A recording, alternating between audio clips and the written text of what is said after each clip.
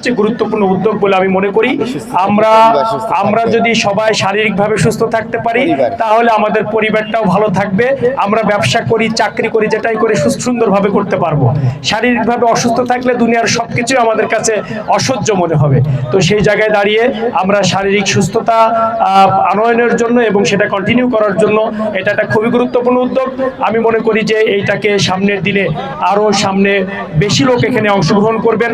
সমাজের যারা মানুষ আছেন, অন্যান্য চাকরিজীবী, ব্যবসায়ী যারা অন্যভাবে ব্যায়াম করার সুযোগ পান না বা শারীরিক ফিটনেস রাখার সুযোগ পান না, তারা এখানে সকালে সেই সময়টাকে কাজে লাগাবেন, সেই আহ্বান আপনাদের প্রতি থাকবে।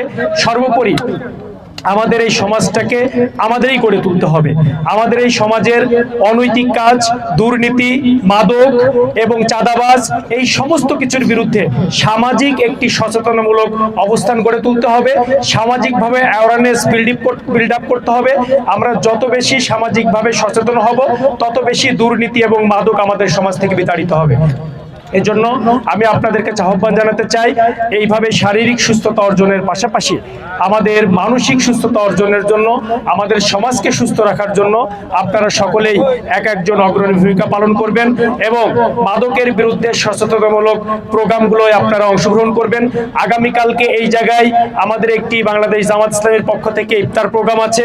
সেখানে মাদকদ্রব্য নিয়ন্ত্রণ অধিদপ্তরের যে চুয়াডাঙ্গার যিনি প্রধান আছেন তিনি আসবেন। আজকের প্রোগ্রামেও তাকে আমরা দাওয়াত দিয়েছি আলম বেলগাছিতে, সেখানেও তিনি আসবেন।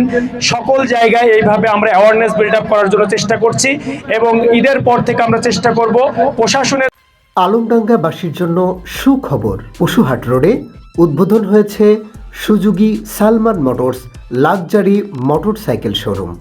মাধ্যমে এবং সামাজিকভাবে যারা সচেতন মানুষ আছেন তাদের সমন্বয়ে মাদক বিরোধী, দুর্নীতি বিরোধী কমিটি তৈরি করার জন্য এই কমিটির মাধ্যমে আমরা সমাজের খারাপ কাজগুলো চিহ্নিত করে সেগুলো সমাজ থেকে বিতাড়িত করার জন্য চেষ্টা করব। আর আপনাদের মনে করি আপনাদের সন্তান হিসাবে, আপনাদের ভাই হিসাবে আপনাদের কাছে সহযোগিতা চাই। আপনাদের চোখগুলোই আমার চোখ। আপনাদের চোখগুলো যদি সজাগ থাকে তাহলে আমি সজাগ থাকব। আপনারা যদি সচেতন থাকেন তাহলে আমি সচেতন থাকব। কারণ আপনাদের মাধ্যমেই আমরা সমাজের অনিয়ম, দুর্নীতি, খারাপ কিছু সবকিছু আমাদের চোখে দেখতে পাবো। এই জন্য আপনাদের সকলকে আহ্বান জানাতে চাই, এই সোসাইটি আমার, এই দেশ আমার, এটাকে গড়ে তোলার দায়িত্ব আমাদের সকলের।